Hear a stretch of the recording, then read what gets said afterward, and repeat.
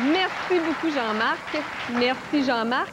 Et plutôt qu'une invitée, j'ai deux invités. Donc, Mme Chantal Bernier, qui est présidente de l'Association régionale pour les enfants dysphasiques, et la mère de François Galarneau. Donc, François qui est aussi parmi nous. Bienvenue à vous deux, d'abord. Merci, bonjour. Madame Bernier, j'aimerais que vous nous expliquiez, on connaît le mot dysphasique, mais j'aimerais que vous me parliez du comportement d'un enfant dysphasique. Bien, on peut commencer par dire que la dysphasie comme telle, c'est un trouble de langage et de communication. Donc, les différents comportements vont être liés à ces secteurs de langage et de communication. Donc, c'est des difficultés à pouvoir s'exprimer, à pouvoir décoder les messages. À ce moment-là, quand les difficultés sont assez importantes, il peut y avoir des troubles, un peu de comportement qui est relié à tout ça. Parce que justement, ils ont de la difficulté à pouvoir passer leur message et bien comprendre les messages qui leur sont donnés à eux aussi. C'est des personnes qui ont une intelligence normale en très grande majorité. Donc, c'est de pouvoir les aider justement à trouver d'autres moyens de pouvoir s'exprimer. Et puis, un enfant comme François, j'imagine qu'en fréquentant l'école, il y a des obstacles à surmonter. C'est parce que c'est certain qu'il y a des obstacles parce qu'il faut adapter un peu les méthodes d'enseignement pour justement les aider à mieux saisir et de beaucoup rendre concrètes les choses parce que tout ce qui est notion abstraite est très difficile pour eux. Donc, s'ils ne peuvent pas donner d'image ou d'action, c'est plus difficile à ce moment-là. Bien, Madame Bernier et François, malheureusement, c'est déjà tout le temps qu'on a, donc, et on continue, on invite les gens à donner. Puis je vous remercie beaucoup de votre présence. La dystrophie musculaire, c'est une forme, nous autres, notre espérance de vie n'est pas touchée. C'est une évolution très lente. C'est qu'on s'aperçoit des changements à peu près aux 10 ans.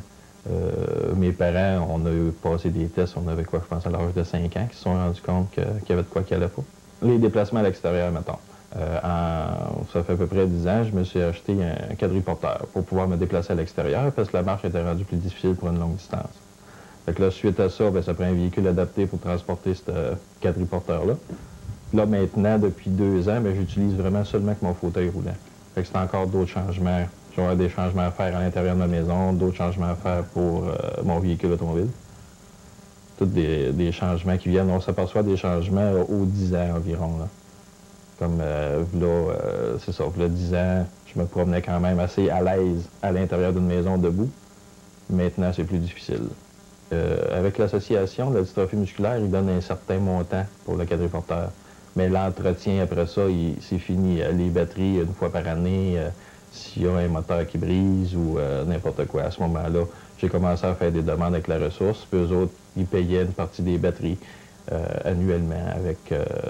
J'ai déjà eu un problème, un moteur qui a brisé. Mais en séparant les coûts, parce que c'est quand même très dispendieux, rien qu'un moteur, ça n'a pas aucun bon sens. C'est 700-800$ pour un moteur.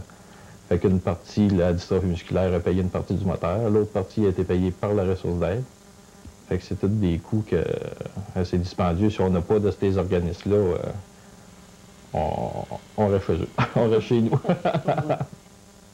Puis l'ergothérapeute, on dirait que c'est le spécialiste. C'est le spécialiste que ça prend pour toute recommandation aux organismes gouvernementaux ou à nos, comme la ressource d'aide ou l'association de la dystrophie musculaire.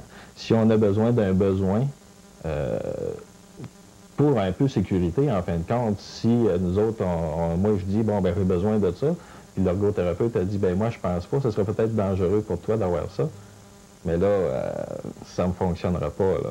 Si moi je dis, bon, ben je veux ça, puis je fais une demande à la ressource d'aide, puis la ressource d'aide a dit, bon, ben je le paye, puis en fin de compte, il m'arrive un autre accident plus grave avec ça, ça sera pas mieux. Présentement, mais là, vu que je me promène en fauteuil depuis 2 ans, j'ai commencé des demandes auprès de la Société d'habitation du Québec pour faire adapter ma maison, pas mon véhicule, mais ma maison. Puis on a quand même des délais de 2 à 3 ans avant qu'on ait un ergo qui vienne voir la maison, qui vienne voir les adaptations que ça prend. Ensuite de ça, le gouvernement va accepter un certain montant pour faire ces modifications-là. Ça, c'est pour la maison. Ensuite, il faut que je fasse modifier mon véhicule pour aller conduire directement de mon fauteuil roulant. C'est encore des démarches auprès d'un ergothérapeute. Il faut qu'il fasse l'évaluation. Il faut qu'il fasse ses recommandations à la SAQ pour qu'eux autres disent, bon, OK, on embarque dans le projet, on va payer un certain montant pour les adaptations. Puis ça encore, bien, l'ergothérapeute, c'est en Abitibi, c'est 20 mois d'attente. Fait que là, il faut se tourner, essayer de trouver d'autres choses si on ne veut pas attendre ou si on ne peut pas attendre. Quand c'est pris en charge par la CSST ou la SAAQ, eux autres, ils payent tout de suite les ergos. Ils s'en vont dans le privé, ils trouvent quelqu'un, ils vont faire les évaluations qu'ils ont besoin tout de suite. Fait que pour adapter un véhicule, si c'est un accident d'auto, ton rapport, 2-3 mois, ça va être fait, puis ça va être rendu à la SAAQ. Fait qu'en dedans, d'après moi, de 4 à 5 mois, ton véhicule, il va être adapté. Est-ce que ça a été nécessaire dans ton milieu de travail? La part de... Non, pas nécessairement, parce qu'en fin de compte, la caisse a un peu comme évolué. Elle a fait des rénovations, puis on n'a pas eu besoin de faire venir un ergothérapeute au milieu de travail. À toutes les fois qu'il faisait des changements, bien, on adaptait comme mon poste de travail aux rénovations. Là. La caisse a quand même un peu évolué avec moi, si vous voulez. Là. Quand il y avait des changements, bien, on faisait... le directeur, il essayait de voir un peu les besoins que ça me prenait. Là. Maintenant, je vous parle de Lucie Pépin. Lucie Pépin qui est la maman de Jérémy et Vincent, deux jumeaux âgés de 9 ans qui vivent une paralysie cérébrale sévère. Et en plus de leur apporter les soins quotidiens, Lucie doit travailler très fort à leur intégration sociale, tant à l'école qu'avec la famille et les amis. Gisèle Bergeron est en compagnie de Lucie Pépin. Et je vous assure que Lucie réussit fort bien son défi quotidien. Lucie Pépin, je vous dirais également, en 1999, elle a réalisé vraiment un défi de taille en faisant une levée de fonds qui lui a rapporté 12 000 $ afin d'amener ses deux jumeaux à Vancouver pour avoir des traitements qu'on appelle hyperbares. Bonsoir, Lucie. Allô. C'est vrai que c'est un défi de tous les instants d'avoir deux enfants handicapés. Oui, oui. Alors, Lucie, les traitements hyperbares, c'était en vue d'aider au développement de Vincent et de Jérémy? Oui, c'est sûr que les traitements hyperbares, ça ramène jamais un enfant normal, oui, si on peut dire. La seule chose, mon but personnel, quand je l'ai fait, c'était d'améliorer la qualité de vie, c'est sûr. Puis, c'est sûr que ça a été bon. Ça a aidé beaucoup à diminuer la spasticité. Ça a amélioré le développement pendant un petit bout. C'est sûr qu'ils en ont perdu. Ils devraient encore en recevoir, sauf que c'est encore l'énergie qui manque et les sous. Bien, on ne peut pas toujours avoir des levées de fonds de 12 000 $ comme ça, parce que c'est ce que ça demande finalement régulièrement. Oui. Ce serait comme impossible. Il y a des palliatifs, cependant. On parle d'approche sensorielle. Bien, je dis palliatif.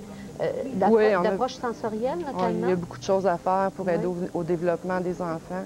C'est sûr qu'on travaille quotidiennement, à tous les jours, pour essayer de développer les sens qui sont toujours là. T'sais, on peut travailler au niveau des repas, travailler les stimulations au niveau de la nourriture. À l'heure du bain, on peut maximiser l'heure du bain pour que ça devienne un moment de stimulation sensorielle dans tous les sens. Parce qu'en fait, c'est en stimulant les sens qu'on va réussir à leur faire prendre connaissance davantage de... Oui, c'est sûr. C'est sûr que c'est dans le but d'améliorer la qualité de vie. Oui. Puis c'est sûr qu'en améliorant la qualité de vie, ben l'enfant est plus stimulé, fait qu'il est plus porté à vouloir découvrir d'autres choses. Puis c'est... Une autre difficulté aussi qu'on rencontre avec Vincent et Jérémy, c'est qu'ils ont de la difficulté à s'exprimer. Hein? Oui, c'est ça. Alors Jérémy, ça, c'est tout parle un travail, peu, ça aussi. Quelques mots, c'est ça. Là-dessus, on travaille beaucoup avec la communication par pictogramme parce que le langage est pratiquement inexistant. Il y en a un petit peu, mais c'est vraiment des oui et des non, à peu près. Alors, quand ça veut dire par pictogramme, donc par dessin, moi, c'est ça. De quelle façon est-ce que vous l'appliquez dans tous les jours? C'est pas eux qui dessinent, là, hein? Il faut... Non, c'est des banques d'images qu'on a déjà, puis... Au début, on a commencé par 4 images, 6 images. On est rendu à 58 images. Puis c'est des lieux, où est-ce qu'ils veulent aller, qu'est-ce qu'ils veulent manger. Parce qu'on ne peut pas toujours poser 50 questions à l'enfant pour savoir parce qu'il y a été des temps qu'on devait poser plusieurs questions avant d'arriver au pictogramme. Jean-Sébastien, tout à l'heure, disait que vous faites beaucoup d'efforts également pour les accompagner, puis les faire accompagner aussi par d'autres enfants, parce que la famille est grande chez vous, je pense. Hein? Oui. Et puis, ils sont bien... tout le monde... Ils sont bien intégrés, oui. Bien intégrés dans la famille, tous les cousins, les cousines, les oncles, les tantes, les grands-mamans, c'est très important. Puis, nous autres, la maison est toujours ouverte. Il y a toujours des enfants la fin de semaine. Vincent Jérémy aime ça, avoir de la visite? Il adore avoir une visite. Oui. Quand il n'y a pas de visite, on le sait. Il en demande de la visite. J'aurais aimé vous parler aussi de... je sais pas, on a fait appel à un moment donné presque à des talents à vos talents d'architecte pour réussir à penser à des meubles comme le lit, comme enfin différentes choses. Ouais. Lucie, c'est extraordinaire le travail de mère que vous êtes en train de faire, vous. On fait notre possible. Merci d'être venu nous en parler. Et par exemple, jeune père de famille qui possède une entreprise de camionnage. Comme pour Sylvain, comme pour bien d'autres pères de famille, comme pour nous tous, les journées n'ont que 24 heures et ce n'est pas assez pour tout faire. Mais tout de même, Sylvain réussissait à s'occuper de son entreprise, de sa famille et à pratiquer quelques loisirs, le VTT par exemple. Bien, en juin dernier, un accident de VTT l'a laissé paraplégique. Gisèle Bergeron s'entretient maintenant avec Sylvain, son épouse Enrica. Ils nous parlent des conditions bien différentes de leur nouvelle vie. Oui, c'est le cas, hein, parce que Sylvain, Enrica, avec vos deux filles, depuis le mois de juin dernier, votre vie a changé totalement, là. Tout à fait, ça a changé radicalement. Ça a été tout un mouvement dans notre vie. On n'a pas eu le choix de se réadapter à vivre. Oui, parce que là, père de famille, responsable de 2 enfants, je ne sais pas comment cette responsabilité-là, elle vous est apparue tout d'un coup avec, bon, ben là, vous n'aviez plus l'usage de vos jambes, et puis c'est quand même quelque chose qui était important pour vous en tant que camionneur et propriétaire d'entreprise? Oui, en vie tous les jours, c'est sûr qu'on n'a pas le choix avec les jambes, c'est le métier principal. Oui. Mais il faut que tu relèves les manches, on n'a pas eu le choix, fait qu'on a on a comme dévié, puis on a dit on se relève les manches, puis on travaille. Oui. Alors là, il n'était pas question de laisser l'entreprise, au contraire, je pense. Hein? Non, c'est le contraire. J'ai décidé de foncer. J'ai dit, comment je suis en chaise roulante, on va démontrer qu'on est capable, qu'on peut. Oui. Mais à ce moment-là, vous, l'accident, lorsque l'accident est arrivé, il n'y avait pas d'assurance. Vous n'aviez pas un montant d'assurance qui vous permettait d'aménager quoi que ce soit? Là. Non, non, non. La Régie de l'assurance automobile ne couvre pas les accidentés de VTT ni de motoneige. Donc, il faut que je me relève les manches. Oui. On n'a pas eu le choix. Parce que là, on parle d'aménagement physique, autant de la maison que des véhicules aussi. Oui, oui, oui. Ça coûte extrêmement cher. C'est que ça prend beaucoup de matériel et de sous pour aménager ce qu'on appelle maison et automobile pour pouvoir devenir autonome à la maison. Et puis, moi, j'aimerais ça que vous me parliez un petit peu justement du changement que ça a opéré aussi dans votre vie, dans la façon de voir la vie que vous aviez là. Par rapport à ce qui se passe maintenant, là. C'est sûr qu'on prend plus le temps de vivre qu'avant, là. Oui. Des activités familiales. Ça a pris plus de place, là, maintenant? Oui. Oui. On met les priorités à la bonne place, là. Oui. Donc, finalement, vous vous sentez presque aussi heureux, je dirais, là. Oui, bien, on apprécie plus la vie aujourd'hui, comme ma femme me disait. On n'a pas... Reste maintenant qu'il y a beaucoup de... Je me demandais, Sylvain, parce que, bon, ça fait pas longtemps que c'est arrivé. Est-ce que vous vous promenez à l'intérieur de votre ville comme c'était avant? Est-ce que... J'ai essayé de ne pas changer mes habitudes de vie, justement, depuis l'accident. Je me suis dit, bon, ben on fait comme si j'étais comme avant. Là, on va faire l'épicerie, on fait les commissions, on va au restaurant. Oui. Est-ce que l'entourage aurait... Parce que je sais qu'à certains moments donnés, c'est pas toujours facile, l'accessibilité des lieux, des choses comme ça. Je pense que vous avez eu certaines difficultés de ce côté-là. Hein? Oui, c'est très difficile en région. On a beaucoup de la misère à avoir des accessibilités. Les endroits ne sont pas toujours accessibles, soit les chambres de bain ou les seuils de porte, etc. Là, il y a beaucoup de choses. Alors, il reste encore pas mal de travail. Mais je sais que vous avez plein de projets. Puis, vous étiez un gars très sportif. Oui. Oui. Entre autres, parmi vos projets, il y a... qu'est-ce qu'on retrouve? Bien, j'aimerais donner mon savoir-faire. Comme le hockey, j'étais quelqu'un de beaucoup impliqué au hockey. J'aimerais ça peut-être réentraîner une équipe de hockey et reprendre des choses aux enfants. Oui. En tout cas, mais en attendant, je pense que la famille est là aussi pour vous appuyer à l'intérieur de tout ce réaménagement de vie, là. Je vous remercie beaucoup d'être venu nous voir. On va tous se retrouver au théâtre. Moi, ça l'a pris avant que je chante qu'il soit différent. Pour moi, Kim n'a jamais été différent des autres par rapport à moi. J'ai commencé à le voir quand on a commencé l'école. Les enfants, ils leur poussaient, puis ils étaient blessants comme envers Kim, parce que Kim est différent de nous autres. Il est pas... Mais sa personnalité a toujours été, pour moi, il y a plein de valeurs, puis il y a plein de choses. Fait que là, c'est là que je me suis mis à le défendre. J'ai toujours été comme au-devant de lui. J'étais sa grande sœur, puis ça a toujours été mon petit frère. Puis à l'école, là, c'est ça. Je me suis toujours débattue pas mal toute ma vie pour lui, pour y faire sa place. Mais Kim, c'est quelqu'un que, dans le fond de lui, il est capable de prendre la place qu'il a besoin. Mais après ça, Kim, il s'est développé son propre groupe d'amis, là, qui sont des gens plus âgés, mais normaux. C'est des gens comme nous autres, dits normaux, là, mais ses copains, c'est ça. Il va chercher ce qu'il a de besoin avec eux autres, là. Comme son grand ami Gilles. Non, c'est pas ça ici, Gilles. Hirondelle. Fait qu'il y a une chose grande. Ouais, c'est ça. Kim, lui, c'est depuis le début, c'est un handicap de naissance, puis depuis le début, sa jambe, elle a toujours causé beaucoup de problèmes. C'est son côté gauche qui est plus gros que le côté droit, puis il a le double de vaisseau sanguin. Puis sa jambe, bien, là, sa jambe gauche est rendue, c'est un peu la dégénération de sa maladie, c'est un peu la fin de sa maladie, du syndrome qu'il a. Puis là, c'est là qu'il faut l'amputer parce que là, il coule, puis ça peut risquer de faire la gangrène ou ces choses-là. Là. Mais mes parents ont toujours assumé tout ce qui était à côté de ça, là. Comme ils portaient des bas, ces choses-là, mais ça a été, là, 2-3 ans, là, qu'on s'est retourné un petit peu vers la ressource pour qu'ils nous viennent en aide parce qu'il fallait des chaussures spéciaux parce que on prenait des grandes chaussures, mais là, ça faisait plus. Il fallait vraiment une chaussure à son pied parce que sa jambe a commencé à trop enfler. Fait que là, c'est à ce moment-là, là, au niveau des bas, les bas d'orthèse-prothèse, puis les chaussures, ben là, mes parents ont cogné à la ressource. Je vais te dire, ça a été... Ils ont trouvé ça pas humiliant, c'est un peu... ils trouvaient ça gênant, mais ils ont été bien reçus, puis ma mère a toujours regretté de ne pas avoir été avant, là, parce que cette ressource-là était là pour ça, là. À tantôt! Attends. Kim, ça a toujours été quelqu'un qui est autonome, malgré son handicap. Il veut faire sa petite vie normale, il va faire ses achats au magasin, il va rencontrer ses amis. Là, il ne le faisait plus.